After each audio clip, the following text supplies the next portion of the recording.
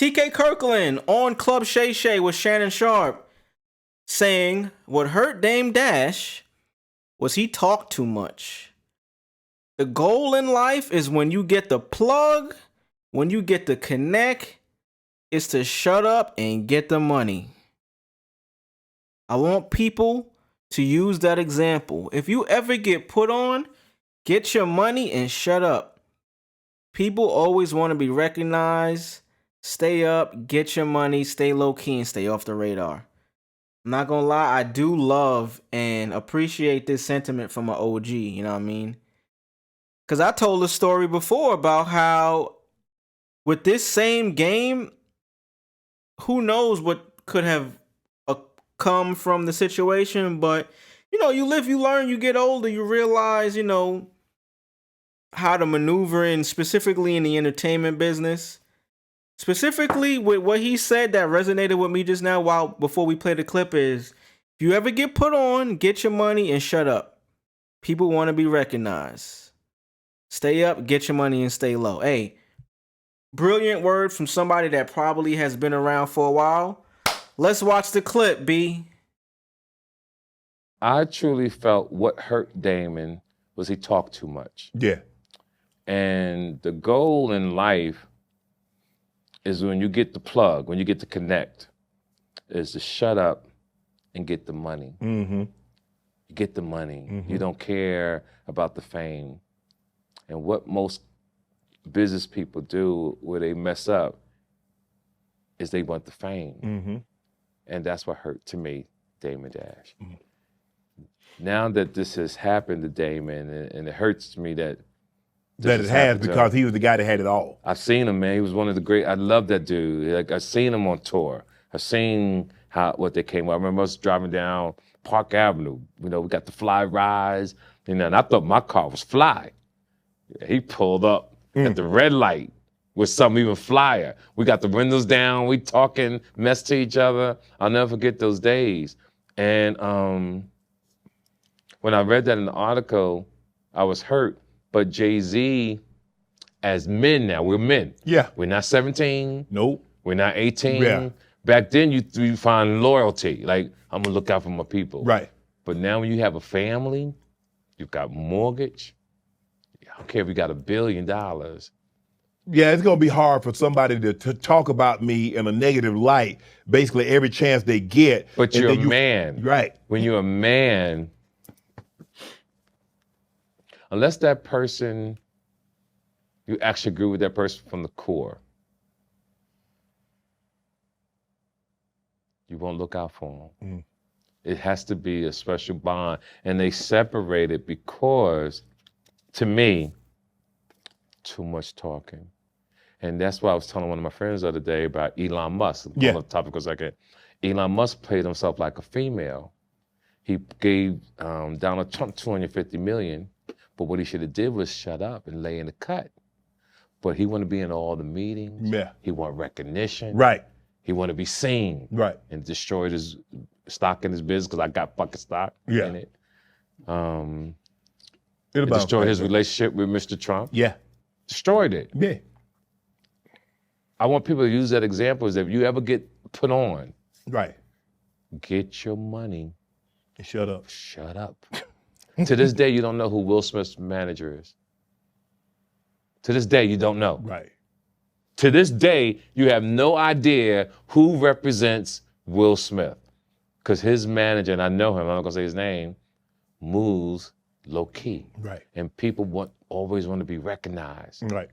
Stay up, get your money, stay low key, stay off the radar, so to speak. He said a lot, and I appreciate a lot of what he said. Let's just backtrack and dissect what's going on in this video. So he's talking about specifically the Jay-Z and Dame Dash fallout. Why they're no longer cool, why they're no longer friends, business associates. They created one of the biggest labels we've seen in hip-hop history, Roc-A-Fella. It was Jay, Dame, and Biggs Burke. Those three were the head of Roc-A-Fella. Dame is no longer in good standing with either one of those gentlemen, I don't believe. Jay, I know for sure he isn't. I don't know what his situation with Biggs is. Haven't seen him do anything, have a convo in recent years since Biggs came home. I know Biggs is 100% doing this thing. He got a artist that he's managing. Shout out to St. John. He's doing this thing. So apparently, from the outside looking in, it seems as if him and Jay-Z's relationship is at least still cordial. No issues there. But the Dame situation just seemed like it just never worked out. And this is where, for me, I can kind of understand a little bit of this from personal experience, but also from just knowing when somebody talks too much. As much as we might love Dame for, the big personality, he's from Harlem. When it comes to business, and especially big businesses, this is coming from somebody that's on the outside looking in. This is just across the board. There's always that one person that might be in the crew that is they're carrying their weight, they're bringing value to the table, but their mouth is just too much. Pause. Their mouth is getting you guys into trouble unnecessarily. It's the person that will make an issue out of the waiter bringing over 2 bottles of water instead of 3 because maybe they forgot, and then they actually bring the 3rd one, but this person won't let them live it down for the rest of the night. They're going to make it their point to prove that, hey man, you fucked up and I want you to know you fucked up, when it's really not that serious. That's a minor situation, but use that example and add it 10x, because this is the same type of person. This is the same personality. Over the years, we can see Dame being that type of person. Love him, hate him, despise him. We've seen it. We've seen numerous examples. I'm going to play a little bit of this again from TK Kirkland, but his point is, and I agree with this 100% wholeheartedly. Hey man, if you find a plug, whatever your game is, if you're in entertainment, if you're the goddamn weed seller, you selling bud, you the bud guy, you know what I mean? You the dope man. You might be in the movie business. Once you find that plug, I think it is very important that you maintain that relationship, stay solid, stay down, and just keep quiet. Because if you're getting money, even if you're not getting the amount that you think you deserve for whatever reason, that you're owed, I'm not saying that you should get taken advantage of, because no, nobody deserves to be taken advantage of. But if you're getting consistent money for doing work and you're being paid for it, it may be best to just stay silent, stack your bread, make it work for you to what a point you get to the level of you may not no longer need them. You may have built up a relationship with someone else. You built up your own brand. You're self-sustainable. This person being your plug, they're no longer needed, or you may get to the point where the plug is now looking at you as like, hey man, we could actually do business mano y mano. I don't no longer have to cut you off a percentage. You're bringing so much business to our situation here. Maybe we should talk a little bit more. We can get some more points on your end. I think when you overstep too early and try to talk too much and try to showcase your value, even if it's credible at that point, it may not be the right time for it. Let's listen to this again. I truly felt what hurt Damon was he talked too much. Yeah.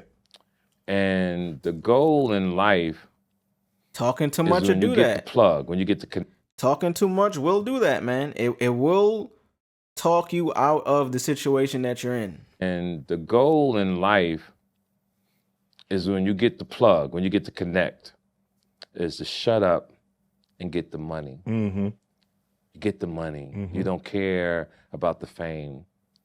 And what most business people do where they mess up is they want the fame. Mm-hmm. And that's what hurt to me, Damon Dash. Mm-hmm. That Now fame, that this man. has happened. Fame is a hell of a drug.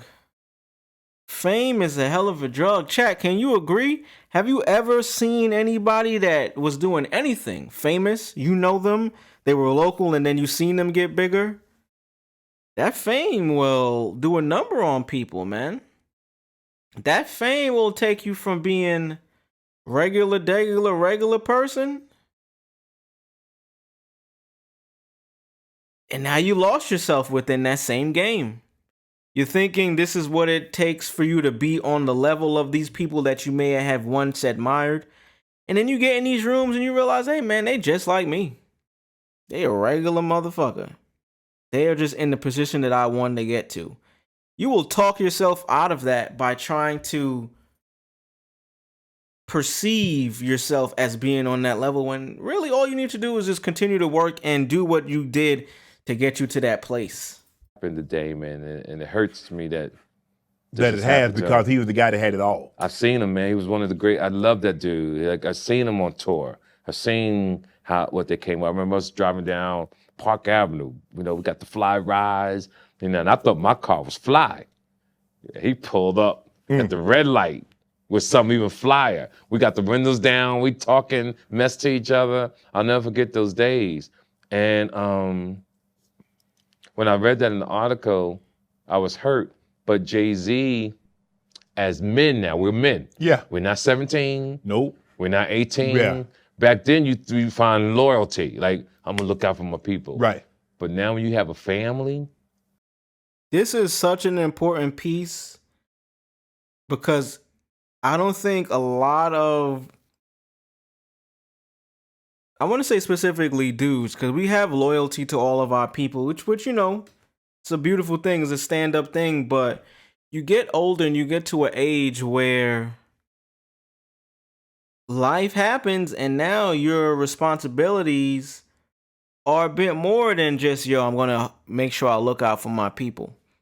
Looking out for your people is a stand-up thing, and I always support that, but man, if you have a family, you got kids, you have responsibilities that supersede just looking out for the homies, it can get to a place where it may cause friction. Listen to what he said. Look, let's go back a little bit. And loyalty, like I'm gonna look out for my people. Right. But now when you have a family, you've got mortgage. I don't care if you got $1 billion. Yeah, it's going to be hard for somebody to talk about me in a negative light, basically every chance they get. But you're a man. Right. When you're a man, unless that person, you actually agree with that person from the core, you won't look out for them. It has to be a special bond. And they separate it because, to me, too much talking. And that's why I was telling one of my friends the other day about Elon Musk. Yeah. On the topic for a second. Too much talking. So he's about to get into the Elon Musk Trump situation. This is not a political show at all, and he's not going to get too political, but it's the same concept. Hey, man, I can meet you last week and we cool, but if it comes between me choosing over my family, my responsibilities, it's going to be hard for me to do that as a man, just because even if I fuck with you, man, it's like that's not the right decision. Even if I make that decision and you look at me like, yo, you the man, bro, I respect you for life. As a man, that doesn't really hold weight to you within yourself and the people that you let down by picking someone over them. Now, he also made the example of, hey, man, you had to have come up with me from the beginning. Like, you had to see me use a goddamn flip phone. We had to share free lunch together at school. You know what I mean? Then there may be some exceptions there. You know, you go through certain things with people. You do get these outlying, nuanced situations. But, you know what I mean? Even then, you would think the people that know you from that situation would understand. And understand the decision you make to choose your family over them. When it's like, hey, man, listen, bruv, I love you, but hey, dog. Hey, I got mortgage to pay, B. I got mortgages to pay. My baby need diapers. I would hope you as a friend would know that I can't just help the homie out over a responsibility that's such a large one like that.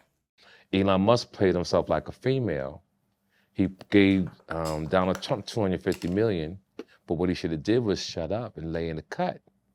But he want to be in all the meetings. Yeah. He want recognition. Right.